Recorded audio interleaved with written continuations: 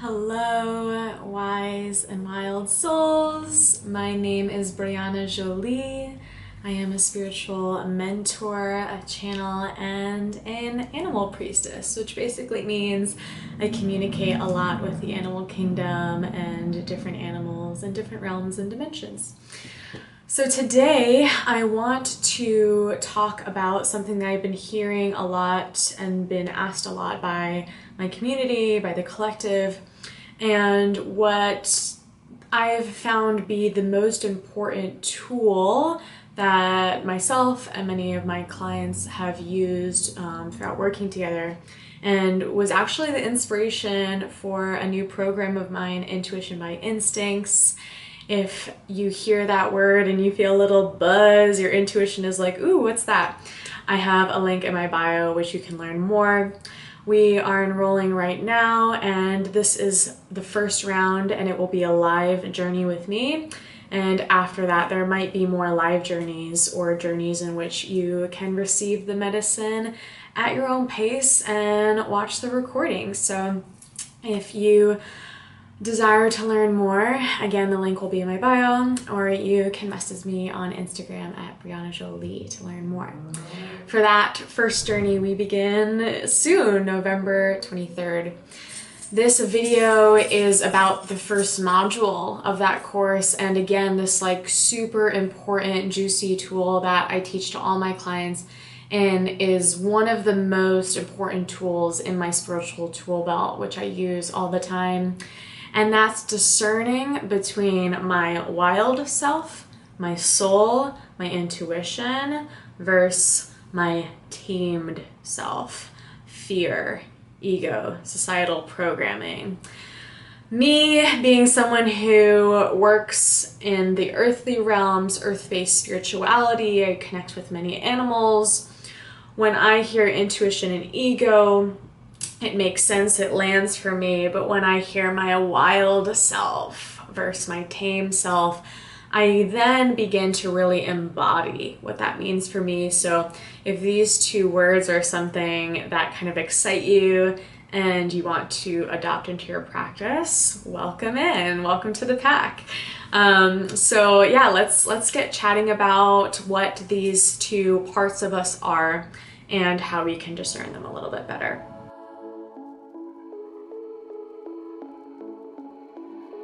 So first, just want to say we are multidimensional beings. In no way this video is meant to categorize the human/spiritual experience in two ways of living, one being wild, one being tamed. We get to feel, experience, embrace it all. The reason why I've kind of compartmentalized these two experiences using these words is just for the easeful use of knowing, feeling, and sensing. Is this leading me on my soul's path? Is this led by love? Is this led by spirit? Are these messages when I'm receiving in my brain, are these clear? Are these serving me? Or the latter? Is this led by fear? Is this something that is not mine? Maybe something I picked up from childhood, or something that I was taught that does not really resonate with me anymore.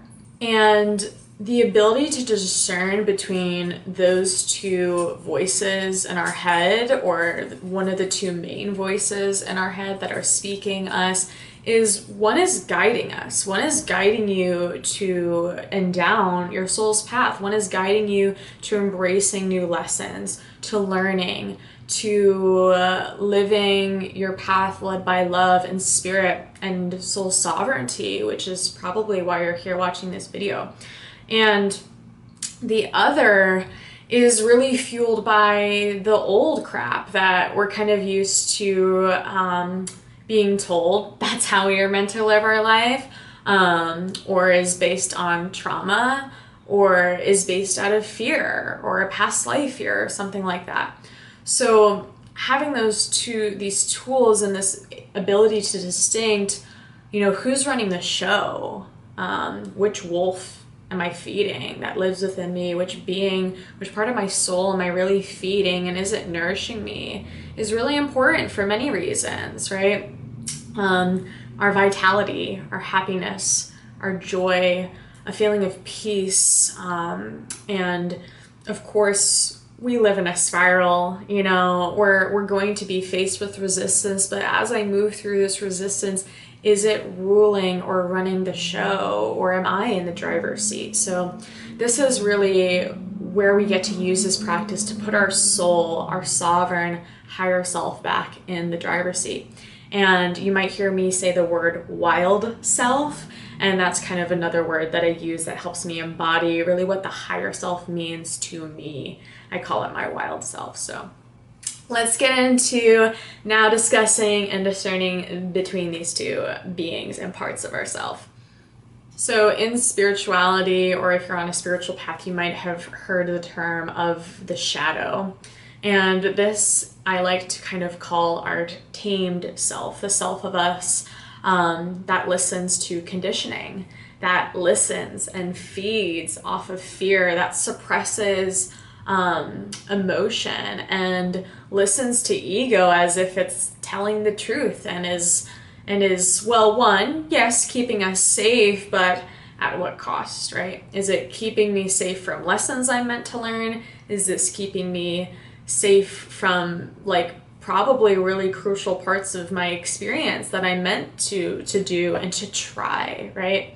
So the tame self is really the shadow self.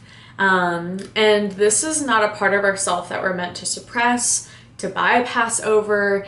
It's a part of us that we're meant to equally listen to. Yes, listen to, but not always act upon, right? So we can listen to our shadow, our tame self, and it might be saying, you know, if you do this, this is going to happen. If you try this, there might be a negative outcome, so you shouldn't try it at all. Or who do you think you are for trying this? You're not equipped to do this. Like, those are some of the voices that we might hear in our mind's eye, the brain, the ego, that is trying to keep us safe, you know, trying to, you know, check in to make sure if, you know, this is something we want to do, if this is an idea we want to act upon, if this is a relationship or a thing or something that we want to invest our time, money, or energy into. And that's all really valid. Like, thank you, shadow and ego, for checking in with us. I'm listening, I hear you, but I don't act upon you. I look at you, I honor you for being a part of my existence and for, you know, trying to help me and keep me safe. That's what the tamed self's job is. The ego is to just keep us safe, to keep us alive, making sure we don't do anything too crazy. And we check in and we say, no, thank you. We're meant to check in and, you know, maybe take a moment to have like a checkpoint of, ooh, I've outgrown that belief. That's not in resonance with me anymore. And having those checkpoints are so crucial and beautiful, which is why it's so important not to bypass them. And sometimes people, when we talk about bypassing, that's when somebody or you might feel like you don't want to listen to it at all. Like you kind of just want to bury it under the rug and not believe in it. Or not listen to it at all. And by not listening to it, we can't learn from it. It's meant to be a tool, just like all the things just like tarot, just like crystals, just like anything that you use.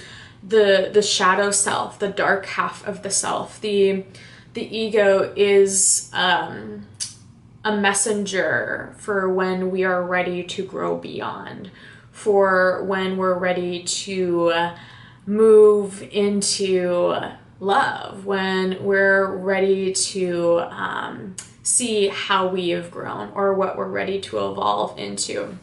So that is kind of the tamed self, the ego. And again, that kind of, it sounds very harsh, right? It's a voice mostly in our mind's eye, and we can feel it in the body, especially as like a trauma response. It feels like it's very life or death. It feels, and it's very judgmental. It can be very loud. It can be very belittling. And it definitely, most certainly, is led by fear, not by spirit, not by love. So some ways in which we can say, no thank you to that is literally by saying no thank you to that, is slowing down so that we can really listen and to have a conversation with ourselves. Am I going to continue this pattern of listening to the shadow self, of listening to this fear-based thought or programmed idea that is not in resonance with me anymore and is not helping me get to where I want to go or to help me grow in my path? Having that moment and slowing down to then be able to look into where you do want to grow and what you do want to say yes to when you have the authority and the boundary that you've placed by saying no to that.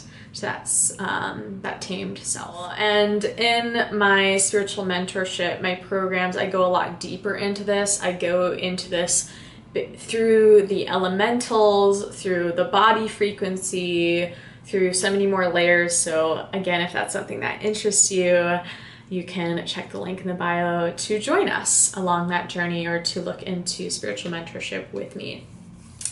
Let's talk about the wild self. The part of the self that is way more fun and interesting to talk about. It's your intuition, it's your magic, it's your soul, it's spirit, it's source, it's whatever you want to call it, moving, living, breathing through you, guiding you along your path, that truly wants to help you grow, to help you push your boundary, your comfort zones rather. And it feels good to listen to act on. And we're truly meant to again, listen, and then also take a moment to feel, am I ready to act on this? Am I ready to grow in this space? Or do I have a few things in my mental, physical, and emotional body that still need a little bit more tender love and care to be able to say yes to this? Do I need a processor, a mentor, a therapist, a friend to maybe bring into my space that can help me say yes to this and can help me remind myself of so much power that I hold, and take that courageous step. It can feel like courageous, it can feel, really brave to do so. It can feel also a little difficult, right? And that's something too I want to mention is sometimes it's hard to discern between these two things because fear can come up for both. Actually, fear does come up for both parts of the self, right? But it's not the type of fear where the tamed self is where we're taking an action based out of fear. The action itself isn't fueled by fear. The action of stepping into the wild self, your higher self, and your messages from your soul is an act taken out of love beyond the fears that you might have, right? Those fears are necessary for soul growth and for soul evolvement. So the wild self leads through intuition, instinct. Those are two special words that I use in my mentorships. Basically, your intuition is the feeling, the intuition is the knowing, and beyond your other gifts that you might have, your spiritual senses. The wild self also fully expresses emotion. It unleashes and feels wholly accepted, whole in all of the expressions of self, right? It's also able to look at the shadow and embrace the shadow and hug the shadow, hug the inner child, and say, you are a part of me, I love you, and I'm also growing beyond you. And thank you for teaching me what you have taught me, and I'm ready to move forward. So it knows that it can learn from ego. It knows that it doesn't need to judge itself for having an ego or having a shadow self or having more dark side of the dark body and the light body, the yin and yang, all of these parts of ourself that are balancing, that are helping to balance and to encompass all that we are as a soul.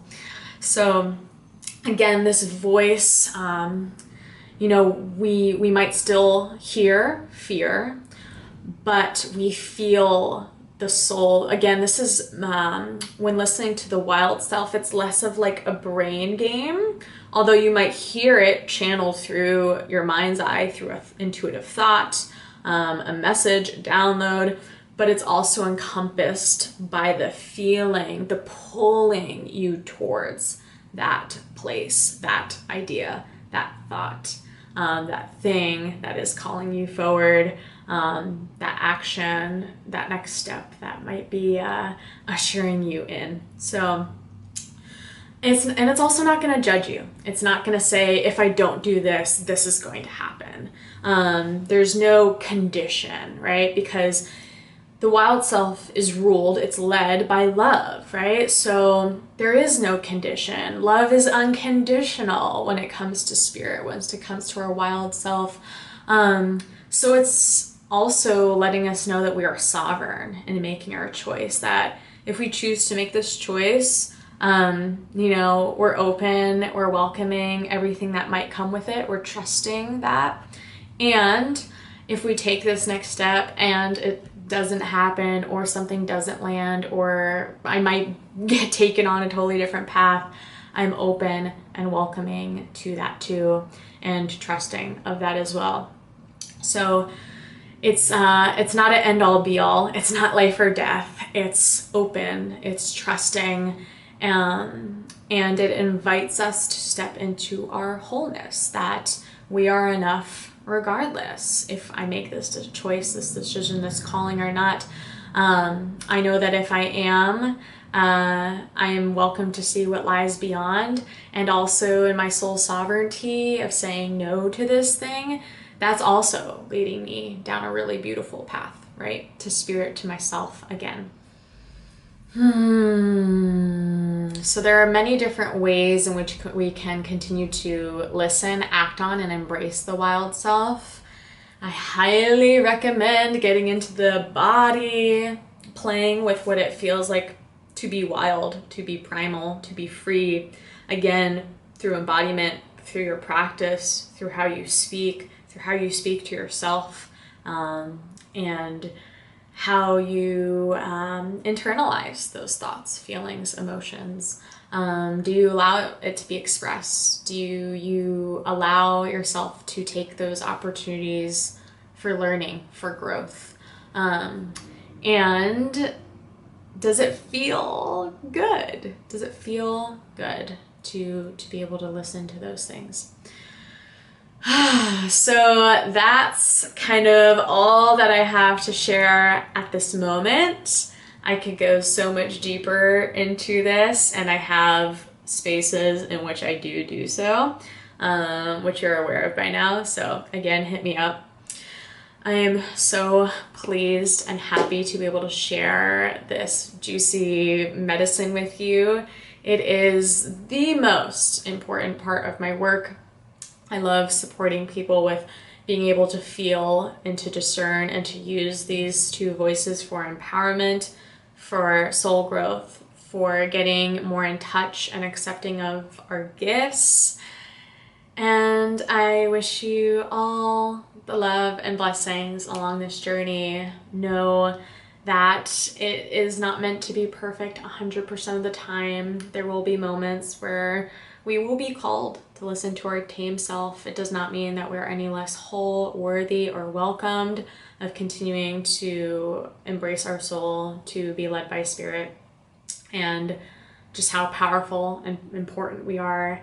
In those moments, we are so reminded that we have another chance, another opportunity to, again, learn from it, to grow from it. So if you find yourself kind of stuck in that tame self or the mental loops, know that there's always a moment or opportunity in which you can call in your wild self and help them and have that part of you help you move forward. Your guides, your spirit, your ancestors, your loved ones, and people, processors, therapists, spiritual mentors like me, friends, family. We're all here to support you. So sending you so much love today, and I will see you guys all in the next video.